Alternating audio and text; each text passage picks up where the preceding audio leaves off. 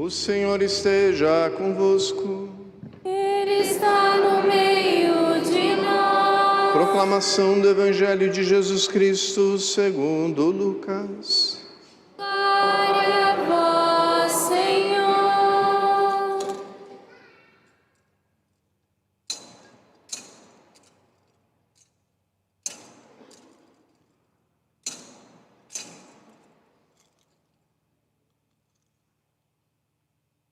Naquele tempo disse Jesus a seus discípulos: assim está escrito, o Cristo sofrerá e ressuscitará dos mortos ao terceiro dia, e no seu nome serão anunciados a conversão e o perdão dos pecados a todas as nações, começando por Jerusalém.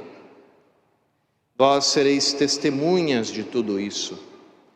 Eu enviarei sobre vós aquele que meu Pai prometeu. Por isso, permanecei na cidade, até que sejais revestidos da força do alto. Então, Jesus levou-os para fora, até perto de Betânia. Ali ergueu as mãos e abençoou-os. Enquanto os abençoava, afastou-se deles e foi levado para o céu. Eles o adoraram. Em seguida, voltaram para Jerusalém com grande alegria e estavam sempre no templo bendizendo a Deus. Palavra da salvação. Glória a vós, Senhor.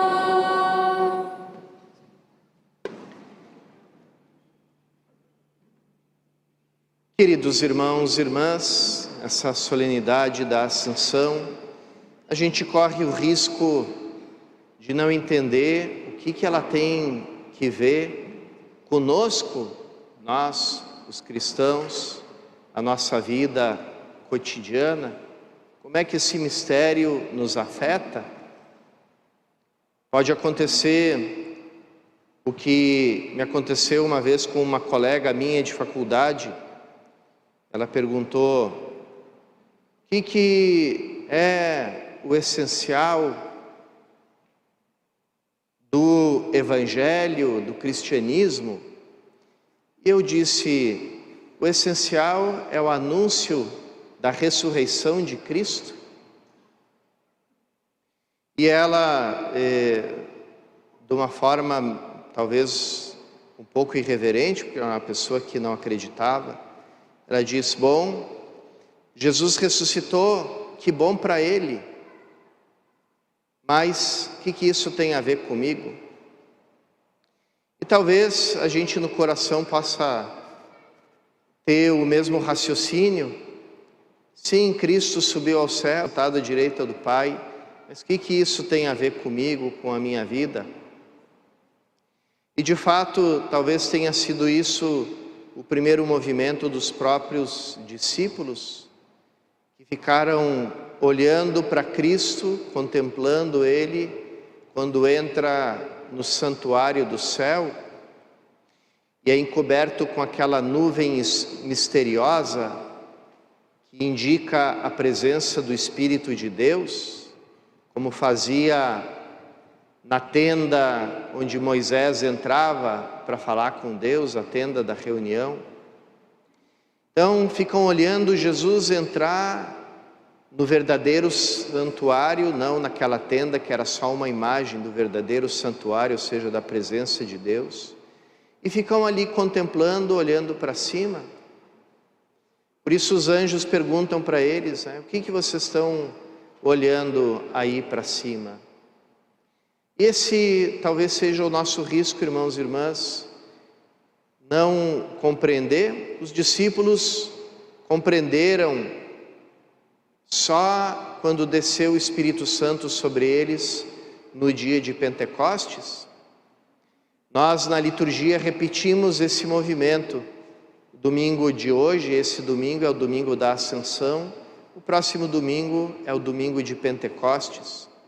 Só quando o Espírito Santo prometido por Jesus desceu sobre eles, eles foram entender algo.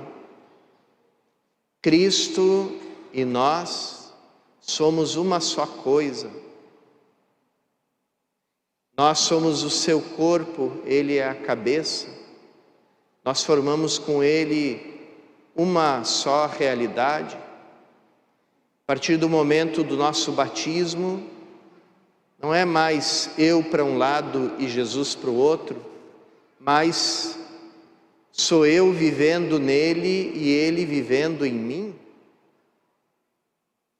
E se a gente entende isso, a gente pode entender qual é a consequência dessa subida de Jesus até o Pai.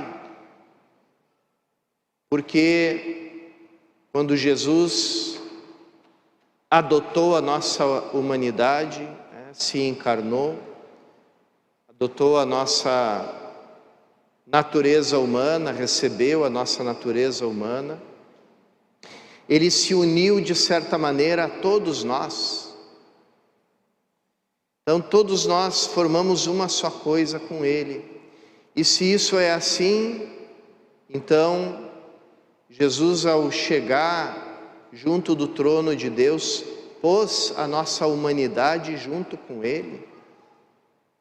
E por isso nós, em comunhão com a cabeça que é Cristo, estamos todos, de certo modo, ainda velado, ainda que nós só vivenciamos isso na fé, na esperança, mas nós já estamos junto do trono de Deus e somos chamados a nos comportar dessa forma, como quem já venceu, como quem já foi colocado, como a gente escutou na segunda leitura. O Pai fez Cristo sentar-se à sua direita nos céus, bem acima de toda autoridade, poder, potência, soberania, ou qualquer título que se possa mencionar, não somente neste mundo, mas ainda no mundo futuro. Então, se nós estamos lá, tudo muda para nós, o nosso comportamento.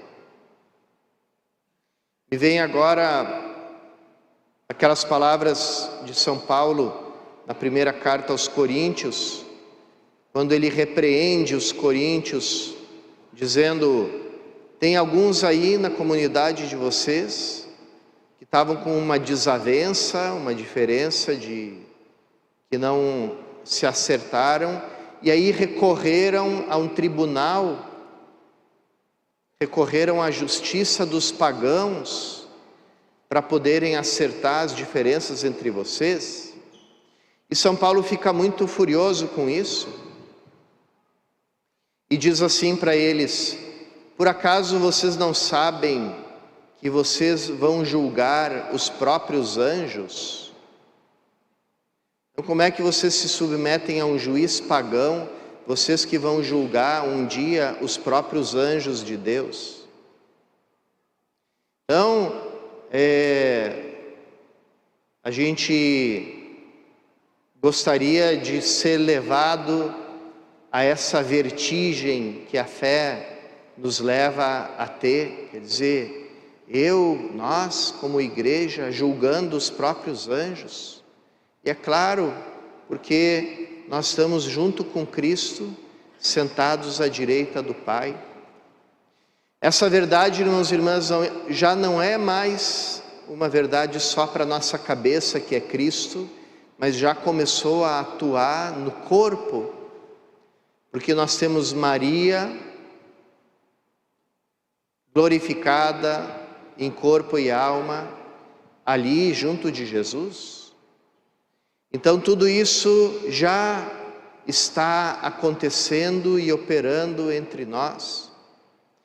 Quando a gente sabe isso, a gente toma uma consciência da nossa dignidade, como não cansava de repetir São Leão Magno, Papa, dizia no final das suas pregações, das suas homilias, dava esse grito: cristão, reconhece a tua dignidade. Se nós somos chamados a estar junto do trono de Deus, com Cristo, por Cristo, em Cristo, não somente na nossa alma, mas também no nosso corpo glorificado, porque nós não somos fantasmas e não professamos nenhum espiritismo que desencarna a nossa vida. Pelo contrário, afirmamos todo domingo uma verdade totalmente contrária à doutrina espírita, quando a gente diz: creio na ressurreição da carne. Então, se isso é assim, irmãos e irmãs, com quanto respeito nós temos que tratar a nós mesmos, com quanto zelo pela nossa dignidade nós devemos viver no meio de uma cultura que despreza o nosso corpo. Nosso corpo, em certos momentos, ele foi idolatrado, em outros momentos foi considerado como algo impuro. Na verdade, o nosso corpo é algo sagrado, como o Novo Testamento nos fala: teu corpo é templo do Espírito Santo, morada de Deus. E a gente vive numa cultura que tem um enorme desprezo pelo nosso corpo. Por muito que pareça cuidar dele, se preocupar com ele, no fundo ela despreza, porque trata o nosso corpo como um objeto. Tanto é que ela procura para o corpo essa beleza formal, essa perfeição de um objeto produzido em série, feito em fábrica, que leva tantas pessoas à neurose, à não aceitação do próprio eu, à não aceitação do próprio corpo.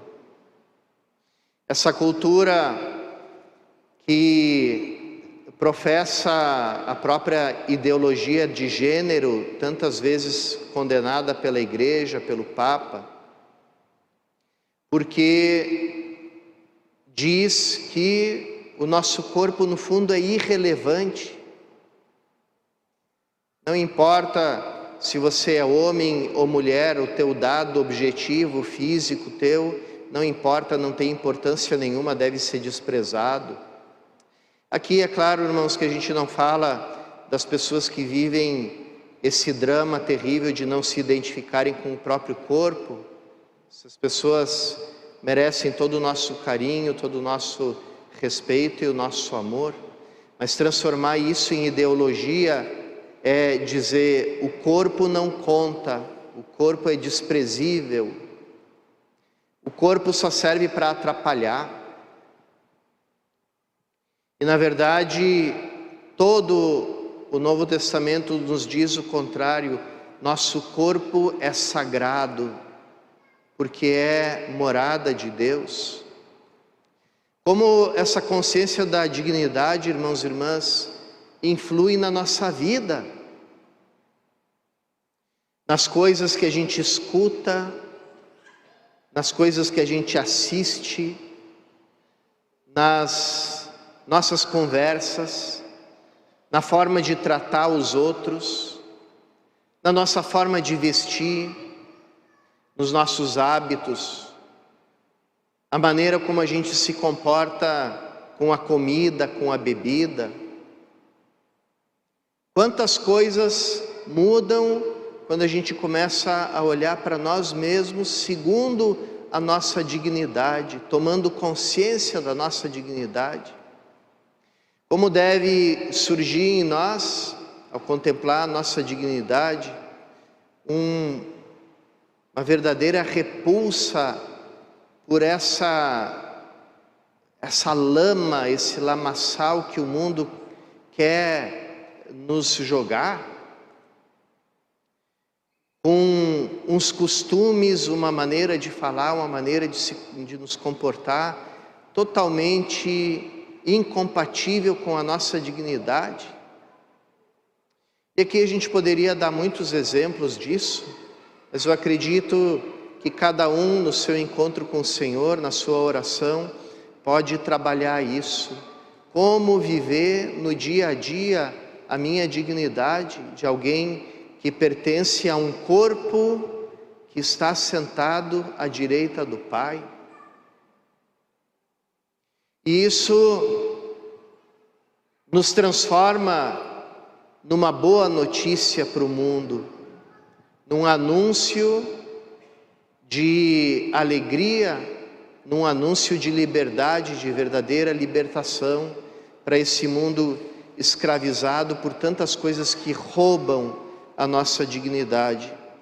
Que essa festa, irmãos e irmãs, da Ascensão de Cristo, a gente viva ela como a festa da nossa ascensão. E a partir de hoje, a gente se comporte de acordo com a nossa dignidade. Nossa cabeça, Cristo, está sentado à direita do Pai, pôs o nosso corpo, a nossa carne, à direita do Pai. Isso nos chama a viver de forma digna, de forma compatível com a nossa condição. Peçamos a graça de viver assim nessa Eucaristia que vamos receber.